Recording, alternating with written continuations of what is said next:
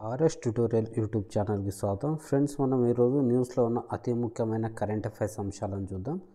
దానిలో భాగంగా first topic వచ్చేసి లడఖ్లో ఛత్రపతి శివాజీ విగ్రహాన్ని ఆవిష్కరించిన భారత సైన్యం. తూర్పు లడఖ్ సెక్టార్లోని వాస్తవాధీన రేఖ LACకి సమీపంలో పాంగాంగ్ సరస్సు ఒడ్డున సముద్ర మట్టానికి 14,300 అడుగుల ఎత్తులో 30 అడుగుల ఎత్తైన ఛత్రపతి శివాజీ విగ్రహాన్ని సైన్యం ఆవిష్కరించింది. సాంస్కృతిక చారిత్రక వారసత్వాన్ని గుర్తు చేసుకునేందుకు ఈ విగ్రహం ప్రాధాన్యతను సంతరించుకుంది.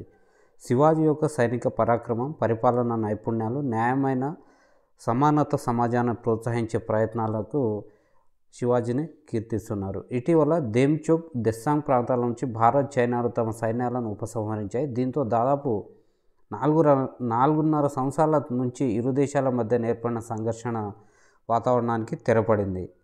ఫ్రెండ్స్, అదేవిధంగా సెకండ్ టాపిక్ వచ్చేసి అమెరికా జాతీయ పక్షిగా బాల్డ్ ఈగల్. ఇది అమెరికాకు సంబంధించి ఈ ఫోటో మనకు ఎప్పుడు కనిపిస్తూ ఉంటుంది, కానీ అధికారికంగా దీని మీద ఎలాంటి లీగల్ ఆథరైజ్ చేయలేదు గవర్నమెంట్. కానీ ప్రస్తుతము ఇప్పుడున్న ప్రభుత్వం దీన్ని ఆథరైజ్ చేసింది. అమెరికా జాతీయ పక్షిగా బాల్డ్ ఈగల్, బట్టతల గద్ద. ఇది ఎలా ఉంటుందంటే ఫ్రెండ్స్, బట్టతల గద్ద, బట్టతల డేగ అంటారు. తల నుంచి మెడ వరకు తెల్లగా ఉండే పక్షి కావడంతో దాన్ని అలా వ్యవహరిస్తారు. ఇది ఉత్తర అమెరికా ప్రాంతానికి చెందిన పక్షి. అమెరికా అధికారం శక్తికి 242 ఏళ్ళుగా ప్రతీకగా నిలుస్తుంది. అమెరికా అధికారిక చిహ్నంపై బాల్డ్ ఈగల్ చిత్రాన్ని 1782 నుంచి వినియోగిస్తున్నారు. ఆ ఏడాది నుంచే బాల్డ్ ఈగల్ అమెరికా అధికార చిహ్నంగా గుర్తించింది. అప్పటి నుంచి చిహ్నం అధికార పత్రాలు, అధ్యక్ష పతాకం, కరెన్సీలపై ప్రతిబింబిస్తుంది. అయితే ఆ పక్షిని ఇప్పటి వరకు అధికారికంగా జాతీయ పక్షిగా ప్రకటించలేదు. తాజాగా అధ్యక్షుడు దీని ఆమోద ముద్ర వేయడంతో ఇది జాతీయ పక్షిగా గుర్తింపు పొందింది. దీని యొక్క IUCN స్టేటస్ చూసేది లీస్ట్ కన్సర్న్. అంతగా ఆందోళన చెందాల్సిన అవసరం లేదు, దీని ఉనికి సంబంధించిన జాబితాలో ఉంది ఇది. అదేవిధంగా మనకు మరొక టాపిక్ వచ్చేసి, ఇది ఆల్రెడీ దీని గురించి ఒకసారి మాట్లాడుకున్నాం, బట్ ఇది చాలా ఇంపార్టెంట్ కాబట్టి నేను మళ్ళీ ఇంకోసారి కవర్ చేస్తున్నా. తెలంగాణలో కనిపించిన అరుదైన పక్షి కొరియన్ ఫ్లై క్యాచర్. తెలంగాణలోని మహబూబాబాద్ జిల్లా భీమునిపాదం జలపాతం వద్ద ఈ పక్షి కొరియన్ ఫ్లై క్యాచర్ అనేది కనిపించింది. దీంతో రాష్ట్రంలో 445వ పక్షి జాతిగా శాస్త్రవేత్తలు దీన్ని గుర్తించారు. కొరియన్ ఫ్లై క్యాచర్ తూర్పు ఆసియాకు చెందింది. చలికాలంలో కఠినమైన వాతావరణాన్ని తట్టుకునేందుకు నవంబర్ మరియు డిసెంబర్ నెలలో దక్షిణ ఆసియాకు వలస వస్తుంది. ఈ పక్షి ఇంతకుముందు కేరళ, కర్ణాటక, గోవా, తమిళనాడు, ఒడిస్సా ఈ 5 రాష్ట్రాల్లో కనిపించింది. ఇప్పుడు మన తెలంగాణలో కనిపించడం మాత్రం ఇదే ఫస్ట్ టైం. ఈ పక్షి వేసవిలో కొరియా, మంగోలియా, జపాన్ దేశాల్లో సంతానోత్పత్తి చేస్తుంది. దీని యొక్క IUCN రెడ్ లిస్ట్ సంబంధించి జాబితాలో కూడా లీస్ట్ కన్సర్న్ జాబితాలో ఉంది.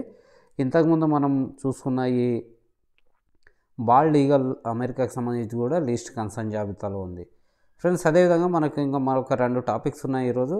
దానికి సంబంధించి మనం చూస్తే ఫ్రెండ్స్, ఈ వీడియోని చివరి వరకు చూడండి, స్కిప్ చేయకుండా. మన కింద వీడియో డిస్క్రిప్షన్లో దీని యొక్క PDF link, Telegram channel link కూడా ఇస్తాను. అక్కడ నుంచి డౌన్లోడ్ చేసుకొని చదవండి. మీకు పర్మనెంట్గా ఒకసారి విన్న తర్వాత చదివితే మీకు చాలా ఈజీగా అర్థమవుతుంది. మనకు 2025-26లో ద్రవ్యలోటు GDPలో 4.5% పరిమితం అవుతుంది. సామాజిక భద్రత వలయాన్ని బలోపేతం చేయడం ద్వారా 2025-26లో ద్రవ్యలోటును GDPలో 4.5% పరిమితం చేయనున్నట్టు ఆర్థిక శాఖ నివేదిక వెల్లడించింది.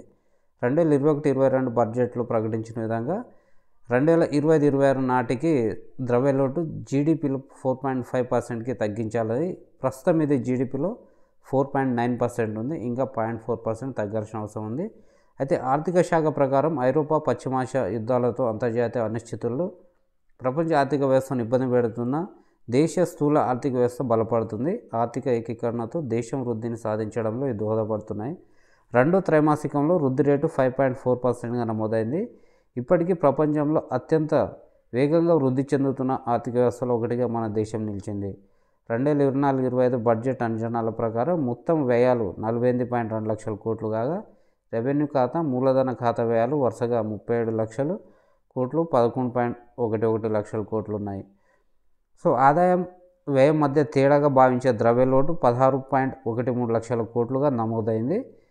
అదేవిధంగా 2024-25 GDP అంచనాల్లో ఇది 4.9%కి సమానం.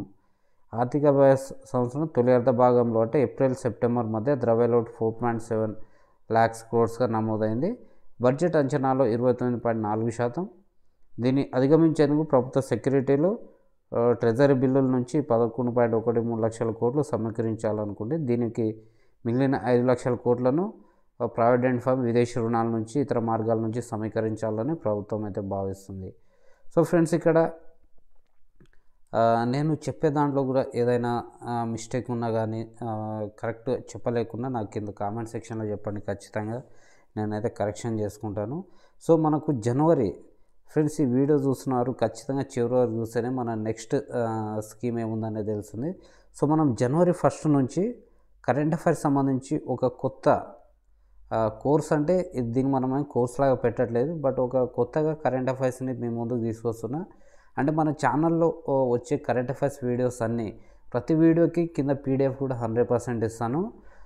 ఈ ప్రతి వీడియో చూసి ఆ పీడిఎఫ్ చదివితే మనం కరెంట్ అఫైర్స్కి ఎక్కడికి వెళ్ళాల్సిన అవసరం లేదు. మన పిఐబి కావచ్చు, ఈనాడు, హిందుస్థాన్ టైమ్స్, హిందూ, ఇట్లా అన్ని న్యూస్ పేపర్స్ కావచ్చు, వెబ్సైట్స్ కావచ్చు, యూపీఎస్సీ సంబంధించిన వెబ్సైట్స్, ఇట్లా అన్నిటి నుంచి మనం ఇన్ఫర్మేషన్ గ్యాదర్ చేసి తెలుగులో రెడీ చేసి పర్ఫెక్ట్గా మన టీజీపీఎస్లో group 1, group 2, SI, forest beat officer ఇలాంటి ఎగ్జామ్స్ని క్రాక్ చేయడానికి అవసరమైన 100% కరెంట్ అఫైర్స్ అయితే మీ ముందుకు తీసుకురాబోతున్నాను. నెక్స్ట్ టాపిక్ ఈరోజు కరెంట్ అఫైర్స్లో ఇది మన లాస్ట్ టాపిక్. ఇది ఒకసారి మనం చూద్దాం. హార్బర్ టెస్ట్కి సిద్ధమైన మత్స్య 6000. సో మత్స్య 6000 అనేది లాస్ట్ ఇయర్ ఒక 4-5 నెలల ముందు వార్తల్లో ఉండే, ఇప్పుడు మళ్ళీ వచ్చింది. సముద్ర గర్భంలోని రహస్యాలను ఛేదించేందుకు, సముద్రాన్ని మరింత లోతుగా అధ్యయనం చేసేందుకు సముద్రయాన్ మిషన్ మత్స్య 6000ను 2026లో భారతదేశం చేపట్టనుంది. ఇందుకోసం ఇప్పటికే చెన్నైలోని national institute of ocean technology మత్స్య 6000 పేరుతో ఒక సబ్మెరీన్ను తయారు చేసింది. డిసెంబర్ చివరిలో ఇది మొదటిసారిగా హార్బర్ టెస్ట్ చేయనున్నారు. అసలు ఈ హార్బర్ టెస్ట్ అంటే ఏంటనేది మనం చూడాలి. ఈ ప్రొపెల్లర్లు, కమ్యూనికేషన్ వ్యవస్థలు ఇతర వివిధ భాగాలుగా వేర్వేరుగా తయారు చేశారు. ఇప్పుడు వీటిని జతపరిచి మొదటి దశలో భాగంగా హార్బర్ టెస్ట్ చేస్తారు. ఇందులో 3 బంగాళాఖాతంలో 15 మీటర్ల లోతుకు పంపిస్తారు. ఈ పరీక్ష సజావుగా సాగితే వచ్చేడాది 100 మీటర్లు, 200 మీటర్లు, 500 మీటర్ల లోతుకు పంపించే టెస్టులు జరుపుతారు.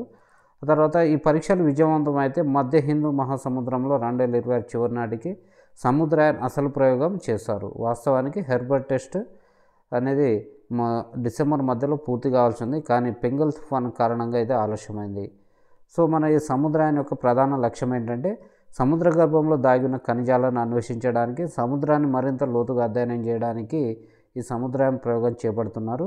ఈ మిషన్కు మొత్తం 4077 కోట్లు ఖర్చు చేస్తున్నారు. పాలీమెటాలిక్ నోడ్యూల్స్ అన్వేషణ మధ్య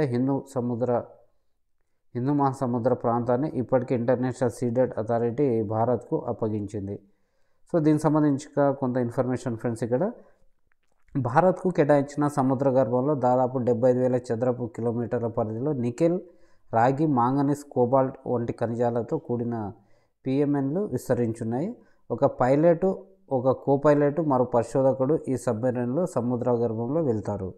12 గంటల పాటు ఈ ప్రయోగం కొనసాగుతుంది. అత్యవసర పరిస్థితుల్లో 96 గంటల వరకు కూడా పొడిగించవచ్చు.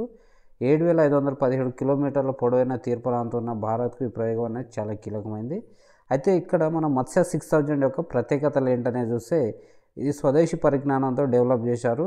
ఈ సబ్మెరీన్స్లో ఇది 4th జనరేషన్ సంబంధించి 45 టన్నుల బరువుండే ఈ సబ్మెరీన్ 2 రోబోటిక్ చేతులు ఉంటాయి. సముద్ర గర్భం నుంచి ఖనిజాలను నమూనాలను సేకరిస్తాయి. ఇందులో ప్రపంచంలోనే మొదటిసారిగా లిథియం పాలిమర్ బ్యాటరీలు వాడుతున్నారు. మదర్షిప్ నుంచి దీన్ని ఒకవేళ